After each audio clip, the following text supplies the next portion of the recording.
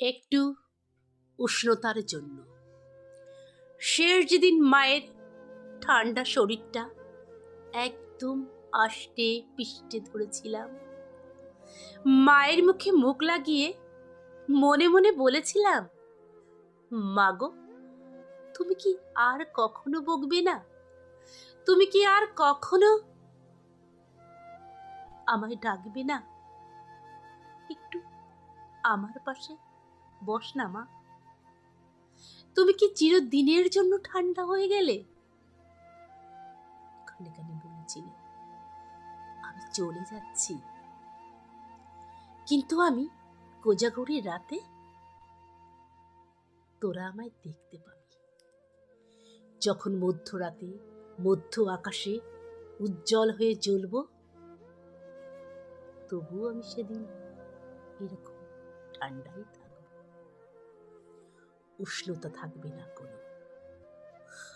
মাগো তুমি নতুন বউ সাজে লাল ঢাকাই জামদানিতে ঢাকা তোমার শরীর, কপালে জুড়ে স্বাধীন সূর্যের মতো লাল সিঁদুর, বরণকুলো বাবার দেওয়ার শেষ সিঁদুর পরে তুমি দীর্ঘ দাম্পত্য জীবনের অবসান ঘটিয়ে বাবাকে টাটা দিয়ে বুড়ো আঙুল দেখিয়ে বললে, কি গো আমি জিতে গেলাম, আমি তোমার আগে চলে গেলাম, তুমি পারলে না আমায় হারাতে।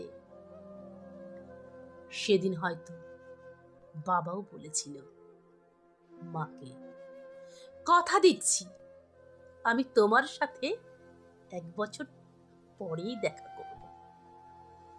বাবা কথা রেখেছিল। সাময়িক তুমি জিতে গেছো ঠিকই, কিন্তু আমরা যে বরাবরের মতোই রানার একসাথে।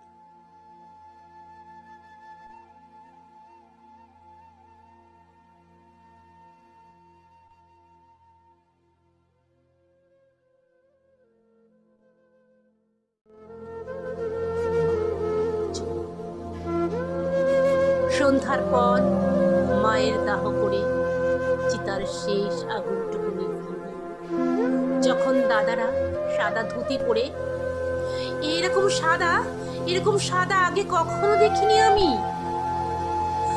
আমার ভয় করছিল,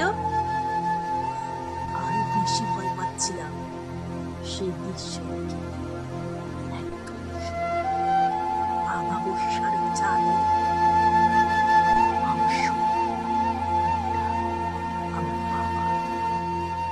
সেই নিঃসঙ্গ একাকী পাংশু মুখটা আমার আজও মনে পড়ে। বাকি যে 1 বছর বাবা ছিলেন স্মৃতি আগলে আর চোখের জল, একে তো বলে একে। শেষ দিকটায় মা সব বুঝে,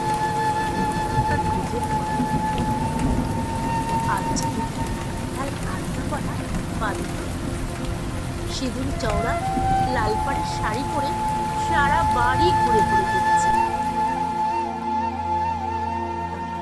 স্বামী সংসার সে যে শান্তি না করে চলে গেছে।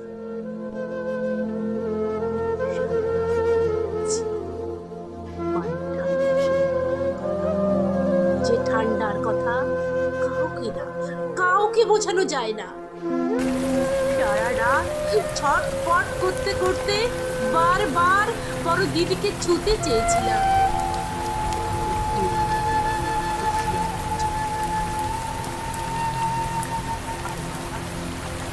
সারা বাড়ি